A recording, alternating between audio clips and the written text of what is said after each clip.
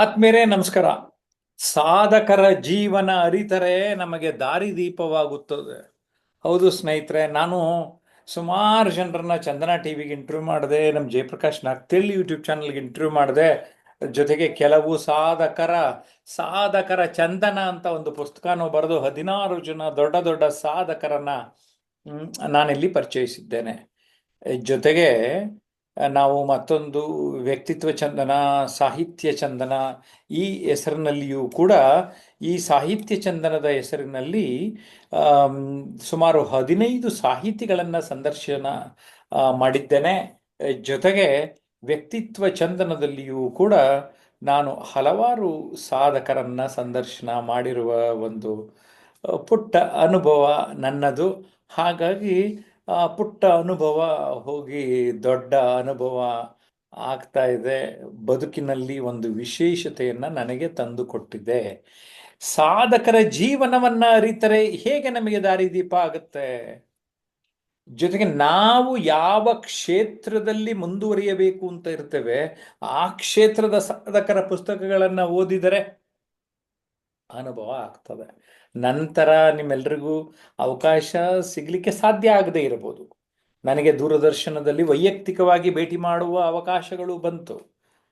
ಆದರೆ ನಿಮಗೂ ಒಂದು ಅವಕಾಶವಿದೆ. ಅದು ಪುಸ್ತಕಗಳನ್ನು ಓದಿದರೆ ಅವರ ಬದುಕನ್ನು ಅರಿತು ಅವರ ಅನುಭವಗಳಲ್ಲಿ ಕೆಲವು ಅನುಭವಗಳನ್ನು ನಮ್ಮದನ್ನಾಗಿಸಿಕೊಂಡು ನಾವು ಜೀವನದಲ್ಲಿ ಅಭಿವೃದ್ಧಿ ಹೊಂದೋದಕ್ಕೆ ಸಾಧ್ಯ ಆಗುತ್ತೆ.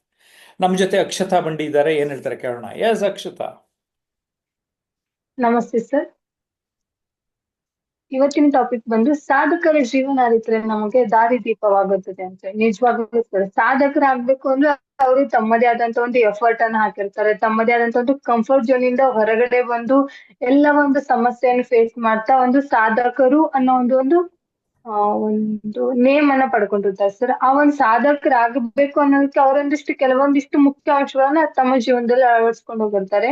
ಫಸ್ಟ್ ಒಂದು ಕಷ್ಟಗಳನ್ನ ಎದುರಿಸುವಂತ ಶಕ್ತಿಯನ್ನು ಹೊಂದಿರ್ತಾರೆ. ಏನೇ ಕಷ್ಟ ಬಂದ್ರು ಅದನ್ನ ನಿಭಾಯಿಸ್ಕೊಂಡು ತಾವು ಮಾಡ್ಬೇಕಾದ ಕೆಲ್ಸದ ಕಡೆ ಮಾತ್ರ ತಮ್ಮ ಒಂದು ಗುರಿ ಫೋಕಸ್ ಅನ್ನ ಮಾಡ್ತಾ ತಮ್ಮ ವರ್ಗದಲ್ಲಿ ತೊಡಗಿರ್ತಾರೆ. ಎಫರ್ಟ್ ಆಗ್ತಾನೆ ಇರ್ತಾರೆ, ಅವ್ರು ಕಂಟಿನ್ಯೂಸ್ ಆಗಿ ಎಫರ್ಟ್ ಆಗ್ತಾನೆ ಇರ್ತಾರೆ. ಎಲ್ಲ ತಮ್ಮ ಬಗ್ಗೆ ತಮ್ಗೆ ಕಾನ್ಫಿಡೆನ್ಸ್ ಇರುತ್ತೆ, ಧೃತಿಯನ್ನು ಹೊಂದಿರ್ತಾರೆ ಅವರು. ದೆನ್ ಯಾವಾಗ್ಲೂ ಒಂದು ಕಲಿಯುವ ಮನೋಭಾವವನ್ನು ಹೊಂದಿರ್ತಾರೆ. ಯಾವಾಗ್ಲೂ ಹೊಸದಾಗಿ ಏನಾದ್ರೂ ಹೊಸದನ್ನಾಗಿ ಕಲಿಬೇಕು ಅನ್ನೋ ಒಂದು ಆಸಕ್ತಿ ವಿಷಯವನ್ನ ಹೊಂದಿರ್ತಾರೆ.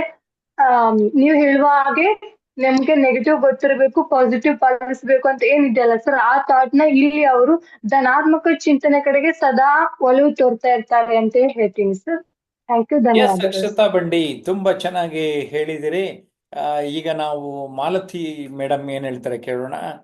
ಸಾಧಕರ ಬದುಕು ನಮ್ಮ ಬದುಕಿಗೆ ದಾರಿದೀಪ, ಏನಂತೀರಿ ಮೇಡಮ್? ಎಸ್ ಸರ್, ಹೌದ್ ಸರ್. ಸಾಧಕರ ಜೀವನ ಅರಿತರೆ ನಮ್ಮ ಜೀವನ ಸಾರ್ಥಕತೆಯನ್ನ ಪಡ್ಕೊಳ್ಳುತ್ತೆ. ಯಾಕಂದ್ರೆ ಮಾನವನ ಜೀವನವು ಒಂದು ಅಮೂಲ್ಯವಾದಂತ ಕೊಡುಗೆ. ನಾವು ನಮ್ಮ ಜೀವನವನ್ನ ಇನ್ನೂ ಉತ್ತಮವಾಗಿ ಮಾಡ್ಕೊಳ್ಬೇಕು ಅಂದ್ರೆ ಸಾಧಕರ ಜೀವನವನ್ನ ಅರಿತಾಗ, ಯಾಕೆಂದ್ರೆ ಸಾಧಕರ ಜೀವನವನ್ನ ಅರಿತಾಗ ನಮ್ಮ ಒಂದು ಜೀವನವನ್ನ ಸಾಧನೆಯತ್ತ ಕೊಂಡೊಯ್ಬೋದು.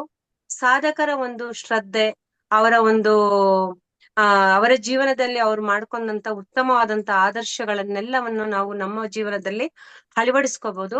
ಅವರ ಶ್ರದ್ಧೆ ಮತ್ತೆ ಶ್ರಮ, ಅವರ ಧೈರ್ಯ, ಅವರ ಸಾಹಸ, ಅವರ ಒಂದು ಪ್ರತಿಭೆ, ಇವೆಲ್ಲವನ್ನ ನಾವು ಅರಿಯೋದಿಕ್ಕೆ ಸಾಧ್ಯ ಆಗುತ್ತೆ. ಸಾಧಕರ ಜೀವನವನ್ನ ನಾವು ಅರಿತರೆ ನಮ್ಮ ಜೀವನವನ್ನ ಸಾರ್ಥಕ ಬದುಕನ್ನಾಗಿ ಮಾಡ್ಕೊಳ್ಳಕ್ಕೆ ಸಾಧ್ಯ ಆಗತ್ತೆ. ಉದಾಹರಣೆಗೆ ವಿಶ್ವೇಶ್ವರಯ್ಯನವರಿರ್ಬೋದು, ಅಬ್ದುಲ್ ಕಲಾಂ ಇರ್ಬೋದು, ಅಥವಾ ವಿವೇಕಾನಂದರವರಿರ್ಬೋದು, ಅಥವಾ ರಾಮಕೃಷ್ಣ ಪರಮಹಂಸರ್ ಇರ್ಬೋದು, ಸಾವಿತ್ರಿಬಾ ಫುಲೆರ್ ಅವರಿರ್ಬೋದು. ಅವರ ಜೀವನದಲ್ಲಿ ಶ್ರಮವನ್ನ ವಹಿಸಿರ್ತಾರೆ, ಮತ್ತೆ ಸಾಧನೆಯತ್ತ ಅವ್ರು ಹೋಗ್ಬೇಕು. ಸಮಾಜದಲ್ಲಿ ಅವರ ಒಂದು ಗುರುತಿಸಿಕೊಳ್ಳುವಿಕೆ ಯಾವ ರೀತಿ ಆಗಿದೆ ಅನ್ನುವಂಥದ್ದು, ಅವರ ಜೀವನ ಶೈಲಿಯನ್ನ ನೋಡ್ತಾ ನೋಡ್ತಾ ನಾವು ನಮ್ಮ ಜೀವನವನ್ನ ಉತ್ತಮವಾಗಿ ರೂಪಿಸ್ಕೊಳ್ಳಕ್ಕೆ ಅವಕಾಶ ಆಗುತ್ತೆ ಸರ್. ಆದ್ದರಿಂದ ಸಾಧಕರ ಜೀವನವನ್ನ ಅರಿತರೆ ನಮ್ಮ ಜೀವನ ಸಾರ್ಥಕತೆಯತ್ತ ಸಾಗುತ್ತದೆ sir. Thank you sir. Okay Malathi madam, ತುಂಬಾ ಚೆನ್ನಾಗಿ ಹೇಳಿದ್ರಿ. ಕಟ್ಟೇರಿ ಸ್ವಾಮಿ ಏನ್ ಹೇಳ್ತಾರೆ ಕೇಳೋಣ. ಆತ್ಮೀಯರೇ ನಮಸ್ಕಾರ.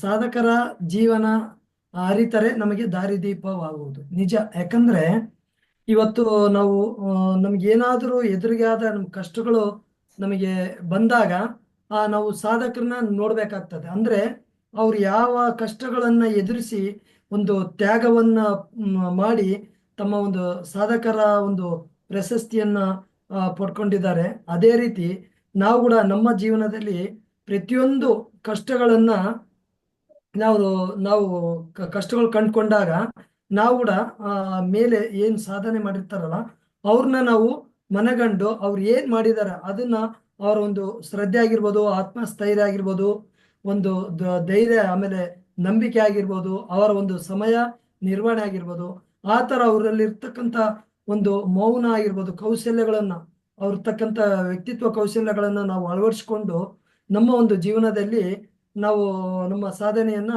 ನಾವು ಇದು ಮಾಡ್ಕೊಳ್ಬೋದು. ಉದಾಹರಣೆ ನಮ್ಮ ಅಂಬೇಡ್ಕರ್ ಆಗಿರ್ಬೋದು. ಇವತ್ತೊಂದು ಅವರು ಎಷ್ಟು ಕಷ್ಟದಿಂದ ಒಂದು ಓದ್ಲಿಕ್ಕೆ ಅವರೊಂದು ಆ ಒಂದು ಸಂವಿಧಾನ ಇವತ್ತು ರಚನೆ ಮಾಡ್ಬೇಕಾದ್ರೆ ಅವರು ಕೂಡ ಮುಖ್ಯವಾಗಿ ನಮ್ಗೆ ಮುಖ್ಯ ಆಗ್ತಾರೆ. ಯಾಕಂದ್ರೆ ಅವರೆಲ್ಲ ಎಷ್ಟು ಕಷ್ಟಪಟ್ಟು ಒಂದು ಸಾಧನೆ ಮಾಡಿದ್ದಾರೆ ಅಂದ್ರೆ ಮತ್ತೆ ನಮ್ಮ ಮಹಾತ್ಮ ಗಾಂಧೀಜಿ ಆಗಿರ್ಬೋದು, ಇವರೆಲ್ಲ ನಮ್ಗೆಲ್ಲ ದಾರಿ ದೀಪ. ಅಂದ್ರೆ ಇವರನ್ನ ನಾವು ಆಧಾರವಾಗಿ ಇಟ್ಕೊಂಡು ನಮ್ಮ ಜೀವನದಲ್ಲಿ ನಾವು ಇವ್ರನ್ನ ಪ್ರೇರಣೆಯಾಗಿ ತಗೊಂಡ್ರೆ ನಿಜವಾಗ್ಲೂ ನಾವು ಸಾಧನೆ ಮಾಡ್ಬೋದು ಅಂತ ಹೇಳಕ್ ಇಷ್ಟಪಡ್ತೀನಿ ಸರ್. ಧನ್ಯವಾದ ಸರ್. ಹೇ ಯರಿಸ್ವಾಮಿ, ನಮ್ ಜೊತೆ ಸಿದ್ದನಗೌಡ ಪಾಟೀಲ್ರಿದ್ದಾರೆ. ಪಾಟೀಲ್ರು ಏನ್ ಹೇಳ್ತಾರೆ ಕೇಳೋಣ. ಎಲ್ರಿಗೂ ನಮಸ್ಕಾರ. ಸಾಧಕರ ಜೀವನ ಅರಿತರೆ ನಮ್ಮ ಜೀವನ ಚಂದನ. ಇದು ತುಂಬಾ ಸತ್ಯವಾದ ಮಾತು. ಇವತ್ತಿನ ಸಾಧನೆ ಮಾಡ್ಬೇಕಂದ್ರೆ ಮೊದಲು ಸಾಧಕರ ಬಗ್ಗೆ ನಾವು ತಿಳ್ಕೊಬೇಕು. ಯಾವ ರೀತಿ ಸಾಧನೆ, ಯಾವ ರೀತಿ ಅವರು ಜೀವನ ನಡೆಸಿದ್ದಾರೆ ಅನ್ನೋದನ್ನ ನಾವು ತಿಳ್ಕೊಬೇಕು. ಉದಾಹರಣೆಗೆ ಹೇಳ್ಬೇಕಂದ್ರೆ ಇವತ್ತು ತಾವೇ ಇದೀರಿ ಸರ್, ಎಕ್ಸಾಂಪಲ್ ಕಂಡಿದ್ರೆ ಇವತ್ತು ಯಾವ್ದೋ ಎಕ್ಸಾಂಪಲ್ ಇದ್ರೆ ನೀವಿದ್ದೀರಿ ಸರ್. ಇವತ್ತು ನೀವು ಸಾವಿರಾರು ಸಾಧಕರ ಏನು ಸಂದರ್ಶನ ಮಾಡೋ ಮುಖಾಂತರ ಇವತ್ತು ನಮ್ಗೆಲ್ಲ ದಾರಿದೀಪವಾಗಿ ಏನ್ ಕಾಣಿಸ್ತಾ ಇದೀರಿ ಸರ್. ಅದ್ರಲಿಂತ ನಿಮ್ಗೆ ಸಾವಿರಾರು ಜನರ ಅನುಭವ, ವಿಚಾರಗಳು ನಿಮ್ಗೆ ಗಮನಕ್ಕೆ ಬಂದು ಆ ವಿಚಾರಗಳೆಲ್ಲ ನಮ್ಗೆ ಇವತ್ತಿನ ದಾರಿ ಹೇಳ್ತೀವಿ. ಅದೇ ರೀತಿ ಬುದ್ಧ, ಬಸವ, ಅಂಬೇಡ್ಕರ್ ಅವರ ಜೀವನವನ್ನ ನಾವು ಏನಾದ್ರೂ ಅಧ್ಯಯನ ಮಾಡಿದೆ ಅಂದ್ರೆ ನಾವು ಒಂದಿಷ್ಟು % ಆದ್ರೂ ಒಳ್ಳೆ ಹಾದಿ, ಒಳ್ಳೆಯ ವಿಚಾರಗಳನ್ನ ತಿಳ್ಕೊಂಡು ನಡಿಲಿಕ್ಕೆ ಸಾಧ್ಯ ಅದ. ಅಂಬೇಡ್ಕರ್ ಅವರ ಹಾದಿ ಕೂಡ ಅದೇ ರೀತಿ ಇದೆ ಸರ್. ಇವತ್ತು ಯಾವುದೇ ಸಾಧನೆ ಮಾಡ್ಬೇಕಂದ್ರೆ ನಾವು ಮತ್ತೊಬ್ಬರ ಸಾಧನೆಗಳನ್ನ ನೋಡಿ ಕಲ್ತ್ರೆ ನಮ್ಗೆ ಇನ್ನೂ ತುಂಬಾ ಒಳ್ಳೇದಾಗತ್ತೆ ಅಂತ ನಾನು ವಿಚಾರ ಸರ್. ಎಸ್, ತುಂಬಾ ಚೆನ್ನಾಗಿ ತಿಳಿಸಿದ್ರಿ.